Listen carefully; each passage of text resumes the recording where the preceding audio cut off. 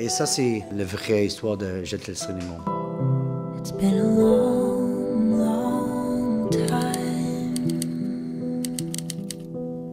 It's been a long... Mon nom, c'est Patrick Watson et aujourd'hui, on va parler de 3 morceaux, deux nouveaux et un ancien. It's been a long, long time.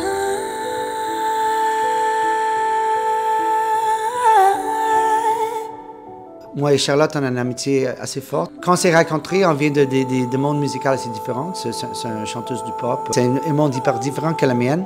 Et je voulais vraiment écrire un morceau qui est un peu différent de ce qu'elle compose en général dans ses disques. Et je voulais mettre sa voix en premier dans façon que ça sonne comme c'est impossible qu'un humain peut chanter comme ça. Le titre du chanson, Gordon soi-même, j'utilise ce mot-là souvent parce que quand j'étais jeune, j'avais comme toujours l'impression qu'il y avait un fantôme qui jouait mon piano. Pendant que je jouais dans la nuit, l'espèce de mélodie que j'avais pour Gordon Willis au piano, ça me faisait vraiment penser à ses mémoires de jeunesse, de ce fantôme-là. And the Willows, c'est un arbre que je trouve énormément mélancolique et joli. C'est comme un mélange de couleurs pour le titre pour dévoiler cette chanson-là.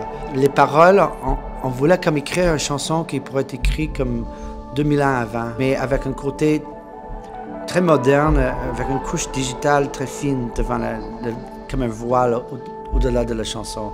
On était dans la nature quand on a écrit ça. On a une super maman et ça c'est la chanson Gordon and the Willows.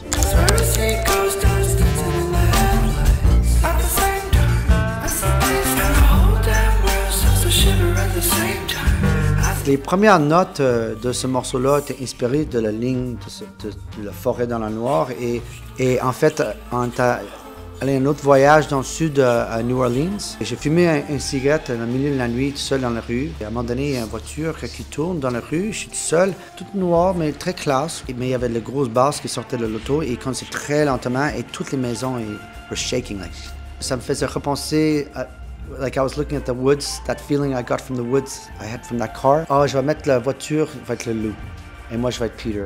Et la façon commence à bouger très lentement et dans the window shaking, it was a very magical moment. J'ai essayé de capturer ce moment-là parce que je trouvais ça quand même très spécial. And that's Peter and the Wolf. Je te laisserai des mots en dessous de ta porte. La prochaine chanson que je vais parler, c'est fun de parler de Je te laisse les mots à cause que c'est quand même une chanson qui est quand même spéciale dans la façon que c'est devenu une chanson que beaucoup de monde a écoutée. Quand on a enregistré cette chanson-là, c'était vraiment quelque chose de très modeste et simple et on a fait beaucoup pour le plaisir.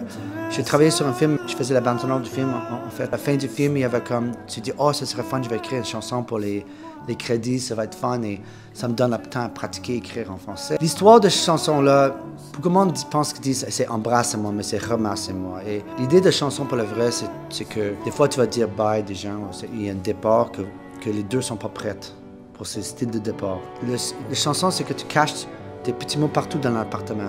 Et quand la personne est prête pour recevoir ce message, pour dire bye, ils vont les trouver dans les bonnes moments. Parce que c'était pas la bonne maman à dire dans la moment. Et ramasse-moi, c'est quand tu voudrais. Ça veut dire, quand tu es capable de prendre mes mots, ramasse-moi seulement quand tu es prête. Et jusqu'à le temps là, laisse-moi cacher dans ton appartement. Et ça, c'est la vraie histoire de Je te laisserai des mots. Trop bien. C'est trop bien. Trop bien. Trop bien. Trop bien. C'est trop bien.